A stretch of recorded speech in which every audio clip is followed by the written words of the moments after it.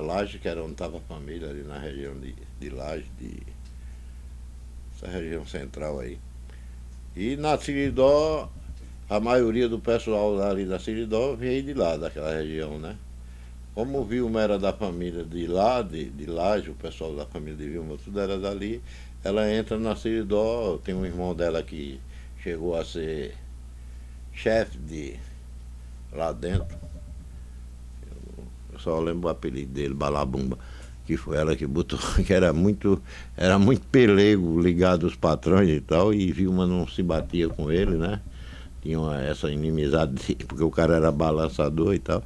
Então Balabumba é chefe lá na Siridó e Vilma é operária, né? Aí eu conheço o Vilma nesse período. Essa história aí um pouco do que Naí contava, quando ia lá bater papo às vezes com ela. Mas internamente, no movimento da Siridó, você falou que tinha 3 lideranças, né? Calbi, Vilma, Calbi e Macaíba. Fale de cada um desses. Macaíba precisa, faz tempo que eu não vejo Macaíba, né? Calbi eu soube que morreu. Eu tinha conversado com você, fui conversar com ele para tentar fazer uma entrevista com ele para trazer, para discutir sobre isso aí, mas ele ficou meio receoso. Já estava peligado. Já estava com esse negócio de movimento de bairro, de associação de bairro, essas coisas. Ele argumentou que não queria participar disso e tal, mas tá tudo bem. E Macaíba eu sei que tinha contato com Vilma, com Carlinho, continuava tendo. Carlinho deve... Você tem uma postura legal aí, né? Macaíba sempre foi um cara muito disposto, né? Na luta, foi importantíssimo nessa luta do Siridó, que era o cara mais, aquele operário mais ligado ao pessoal mais, quem pega no tranco mesmo, né? E Vilma também, né? Que trabalhava na parte de operário mesmo, dentro da Siridó. Então é isso, assim, o que eu me lembro daí depois tem outros lances, mas é uma história mais, que daí vai para outras. Nesse período a Associação dos Professores é transformada em sindicato, né, também que vira Sinto, né? A PRN vira Sinto, foi outro fato importante também nesse momento. A própria Adurne também, que a Adurne que amplia a participação dos professores universitários, né? Isso. É interessante falar um pouco sobre esse povo da universidade que sempre deu um apoio, né? A grande maioria professores que saíram por questões políticas de outros estados. Essa turma hoje que está aí na universidade, tudinho era aluno, né? Alex, Bosco, eram tudo estudantes, Mineiro, Geraldo Guedes. O irmão de Geraldo teve uma importância também muito grande, e Geraldo Guedes também teve uma importância muito grande na criação do PT, como o Hugo, Mineiro. Esse pessoal todo vem dos estudantes da universidade. E os professores da universidade, Antônio Joaquim, Beto Hugo, Denise, que veio, não sei se Denise era professora auxiliar na universidade nesse tempo, que foi uma pessoa importantíssima também. Foi para Brasília, né? Brasília, que é também assim, que eu acho que era Lincoln Moraes, a mulher de Lincoln, Salete. Eu já falei em Bernadette e João e Antônio, como é? Antônio Joaquim, Elis Catena e mais, tinha bastante gente assim, da universidade que apoiavam, faziam esse trabalho importantíssimo no PT, né? Houve boas discussões, né? Naquela época eu me lembro que uma certa vez numa discussão com alguns caras professores importantes da universidade, eu discuti a relação universidade e povo. E você sabe, e a gente ainda vê isso, né? A intelectualidade da universidade não vai ao povão, ao bairro, à periferia. Hoje não ia, né? Hoje parece que está indo mais via essas escolas técnicas. Você encontra mais gente na universidade de Zé Reira. Existia isso, né? Essas escolas técnicas aí também têm uma importância muito. Elas estão mais chegando no povo. Essas universidades no interior, como Canguaretama, né? O ZIEF tem feito um trabalho de fazer debate, de ir atrás do povo nas comunidades. Eu, assim, que eu conheço mais um pouco, que eu tive lá, inclusive, fui convidado para fazer uma fala lá com os professores, e é um grupo muito bom, faz um trabalho muito bom na região ali toda, né? E também tem outros, Ceará Mirim, uns bons grupos aí fazendo um trabalho bom. Agora eu não sei, com essa derrota, essa derrota pela qual nós passamos, é uma incógnita, né? Parece que volta ao passado triste que o Brasil passou, nós estamos vendo agora, né? Eu acho que assim que Vilma, eu tive alguns contatos com Vilma, ela já doente depois quando começa esse problema do derrame, que ela tem um derrame e tal. Começando com a doença de Chagas. Tudo isso em função da doença de Chagas, do coração crescendo e tal, ela faz um... Mas eu tive muitas conversas com Vilma, e assim, a gente sentia a vontade dela de querer participar, de querer estar, mas já não podia mais, né? Já não podia mais, mas sempre a gente conversou, é uma pessoa que eu bebi muito na fonte. Eu bebi muito nessas fontes boas, né? Que o PT teve, que os movimentos sindicais teve, eu tive a felicidade de estar junto, né? Assim, Jacó Gorém, Apolônio de Carvalho, eu tive felicidade de fazer viagem com Apolônio de Carvalho, que é você beber numa fonte histórica. Enciclopédia. Uma enciclopédia, um homem que é reconhecido lá fora, mas aqui no Brasil pouco se fala de Apolônio de Carvalho na história, né? E Vilma também teve essa participação muito grande de um convívio importante no período que ela faz esse curso em São Paulo, onde sentava com esse pessoal, Jacó Gorende, o que morreu é outro ícone, que é o cara do centro, que é homenageado pelo Sem Terra direto. Sociólogo. Esse é o maior de todos, Florestan. Florestan Fernandes. Quer dizer, Vilma teve, e eu também tive essa felicidade de algumas vezes me sentar com essa turma, né? Passar horas e horas no instituto lá, que tinha em São Paulo, com esse pessoal. Isso era uma importância. Contato com o Vicentinho. Com Vicentinho, Lula, Suplicy também, eu acho, tendo tempo para conversar com o Suplicy, porque é outro cara assim, importantíssimo, né? Então eu e Vilma e outros tivemos essa felicidade, né? E Vilma era uma pessoa de uma sabedoria enorme, inteligentíssima, né? Uma rapidez muito grande de mudar na hora, num debate. Uma coisa é ter isso e o outro é falar para a massa. Né? E boa de discurso. Nessas coisas assim, eu gosto muito de lembrar as alegrias, né? Uma das alegrias principais que nesse negócio tem uma parte que me interessava pessoalmente, né? Que eu tinha sido da direção do sindicato cassado, uma cassação branca pelo Ministério do Trabalho e por Genival, né? Ganhar uma eleição, derrotar o cara, para mim foi tirá-lo do poder, desaparece, morre ali, acabou-se, né? Não existe. E foi assim, Vilma foi uma peça importante, Eduardo, outras pessoas que participaram, Roberto, Padre Sabino, e para mim aquela vitória de Vilma ali, a posse de Vilma no sindicato, foi uma das alegrias, né?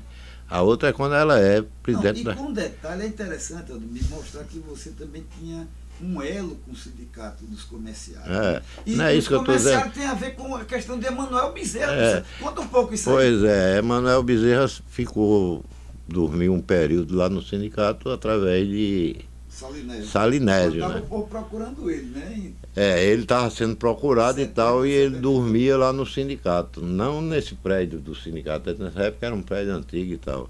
Salinésio conseguiu botar ele para dormir lá, e depois é denunciado por Genival, que leva Salinésio até a sair do sindicato, renunciar, cair fora, se esconder, ameaçando de entregá-lo para a Polícia Federal, né? Então, essas são as histórias assim que tem. E eu também, pelo lado pessoal, meu lado de ser comerciário na época, ter feito movimento no Alecrim, junto com outras pessoas para criar a Semana Inglesa no Alecrim, que não tinha. Eu venho para o sindicato. Conta essa história da Semana Inglesa que é boa. Não, foi um movimento que a gente fez no Alecrim, porque na cidade tinha a Semana Inglesa, né? No sábado ninguém trabalhava à tarde na cidade. No Alecrim era a feira, não tinha Semana Inglesa. Os comerciais do Alecrim não trabalham, tinham que trabalhar no sábado. E aí, na época, Cortez Pereira era o governador. A gente faz uma movimentação grande no Alecrim, tira um grupo e vem para o palácio aí. Cortez, governador da ditadura, a gente enfrenta lá, eu e outros companheiros, que eu não lembro mais os nomes. Isso faz bastante tempo. 70, né, Cortez? Nesse período, eu acho. A gente vai para uma reunião no palácio e faz uma discussão com o Cortez e ele se compromete e muda, cria a Semana Inglesa no Alecrim para segunda-feira. O comércio do Alecrim só abria à tarde, na segunda-feira. De manhã, não, embora tivesse, como sempre tem, né, os comerciantes burlavam isso aí, conseguiam botar o pessoal para trabalhar escondido ali, uns abriam uma portinha e tal. Não tinha uma fiscalização mais séria, que era o período da ditadura, né? Então, mas foi daí é que eu vou para o sindicato. Nesse período aí eu começo a me aproximar, faz uma discussão. Uma coisa, aí você ganha-se o sindicato. Como é que foi o trabalho interno de se trabalhar e o que é que vocês fizeram lá dentro? A administração de Vilma no sindicato, como é que foi? Repare, pegamos o sindicato com uma dívida enorme, porque quem viveu aquele período sabe que os sindicatos foram transformados pela ditadura em hospitais, né? O dos comerciais era um hospital, era um verdadeiro hospital. Tinha dentista, médico de criança, médico infantil, ginecologia, psiquiatra. Então era um hospital. Quando chegava essa época de férias, era dentista, tinha dentista de manhã, de tarde e de noite. E foram transformados nisso via INSS, né, um acordo na época com o antigo INSS, que financiava esses médicos e pagava uma parte de remédio, esses negócios, e os sindicatos eram mero postos de saúde, né? Tanto aqui mas fazia a função do assistencialismo mesmo, médico. Tinha época no sindicato que era gente mesmo, para fila, para médico, para dentista, a ocupação maior dele era isso. E isso até esse período, né? Até 70 e pouco, 73, 74, quando eu entro para o sindicato e começo a fazer um trabalho mais... Você pega tudo arrasado. A gente pega tudo arrasado e não havia muita denúncia nenhuma, o sindicato era omisso e tal, a gente começa... Tem que aprender tudo, né? Quando a gente entra já é outro trabalho. Isso aí eu entro lá tentando fazer isso com muito cuidado, porque houve uma decisão nossa de eu ir para o sindicato para tentar ir fazendo um trabalho para chegar à direção do sindicato, né? Mas foi muito difícil. Em 78, 79, ele me bota para fora, como se eu fosse empregado. Tinha sido eleito numa chapa junto com ele, mas bota para fora. Você era meu secretário, eu posso demitir na hora. E eu não aceitei isso, fui para a briga, mas infelizmente, na época, o Ministério do Trabalho era um pastor, um cara que era pastor aqui, advogado, sei lá, que foi depois para a banda do Amapá. Eu sei que era crente. Esse cara segurou isso, o resultado veio e ele segurou. Eu ganhei no Ministério do Trabalho lá em São Paulo, porque ele não podia me botar para fora, porque eu tinha sido eleito, tinha que ter uma assembleia, tinha que ter esse negócio. Houve uma assembleia depois, foi muito contra o guarda, eu fui para lá e findou não havendo a assembleia, entrou no cacete, foi zoada e nunca houve isso e eu fui caçado. E inclusive assim, denunciado como comunista, mas essas coisas tudo era... Comedor de criancinha. Mas aí tem essa parte minha que é uma parte assim, de você passar por um processo de repressão velada, né? Assim, os direitos ser tirados como se fosse a vontade de fulano valia e o real não valia.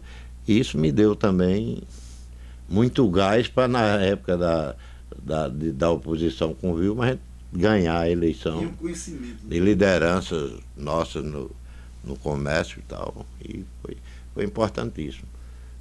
Ultimamente, depois de... Vilma ainda teve muita importância. Essa doença dela atrapalhou muito, né? Assim, Vilma passa a ser assessora de Mineiro, que uma relação com o Mineiro muito importante, e Mineiro também, que é um bem muito grande a Vilma, né? Como eu também, mas eu, assim, para mim, eu perdi uma parte da história. É tanto que eu não vim para o enterro, porque eu quero manter a imagem de Vilma quando a gente estava juntos no movimento. Onde tinha qualquer coisa de sem terra, todas as coisas Vilma participava. Como dirigente da CUT, como dirigente do sindicato. Uma das coisas que a gente discutiu quando ganhou o sindicato, o Roberto Marise, foi que aquele sindicato tinha que ser uma alavanca por movimentos. E ele cumpriu. Não, e pouca gente escreveu e conhece essa história, né? Então aquele sindicato se transformou numa alavanca por movimentos, né? Você não encontra nenhum movimento que tenha havido no Rio Grande do Norte, seja na área rural, seja na área urbana, a importância da luta. A referência que virou. Mossoró, que a gente vai daqui, vai para Mossoró, e aí Mossoró tem também um movimento feito dessa mesma maneira, com Celeste ganhando o sindicato da construção civil, o sindicato dos comerciais, e começa toda essa história de ir para mudar o sindicalismo, parte daqui e junta em Mossoró e outras, as cidades mais importantes, Mossoró e Natal, que era onde tinha sindicatos importantes. E aí isso tudo tem parte nossa, e de Vilma principalmente, assim, como mulher, como uma lutadora, uma pessoa inteligente.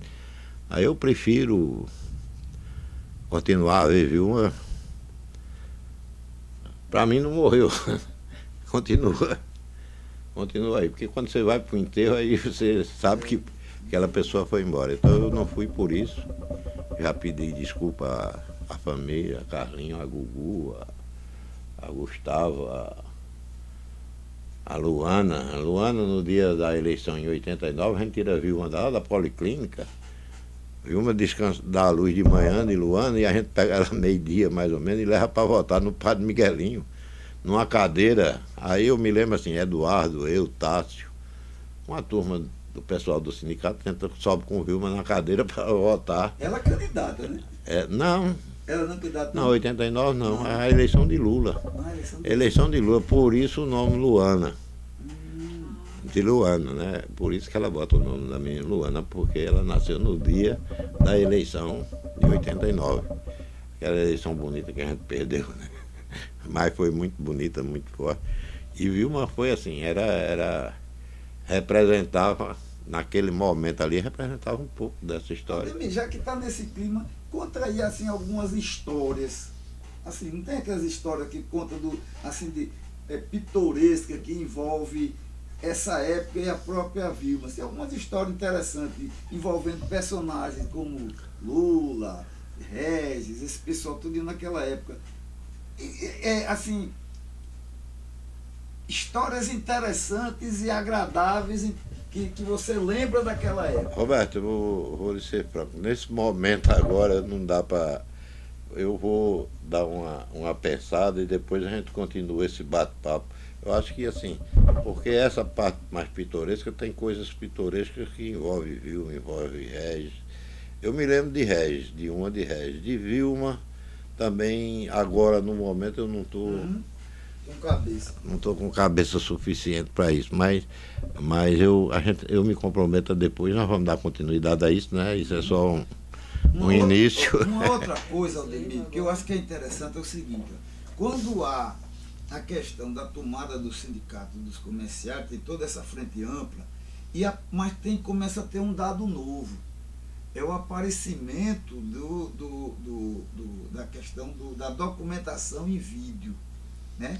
Então, boa parte desse material foi documentado e a gente já fala há alguns anos de a gente contar essa história. Pois é. Então, conta aí como é que surgiu essa ideia. Repare, a importância de vocês, de você, de Marise, de outras pessoas que hoje estava o fotógrafo aí, nosso amigo, que tirou muita foto também. Antônio? Não, aqui, que estava hoje aqui com a gente, da igreja também. Você almoçou com a gente. Oswaldo? Oswaldinho. Também teve uma importância grande, que era o fotógrafo, era o cara que fotografava. Todo mundo virava alguma coisa. Fotografava tudo. Época, a importância é sua. Eu me lembro quando a gente tem a ideia, já depois do Sindicato dos Comerciários de ganhar, a gente começa a organizar um movimento estudantil. A gente parte para um movimento estudantil. E aí vem a ideia da TV Garrancho.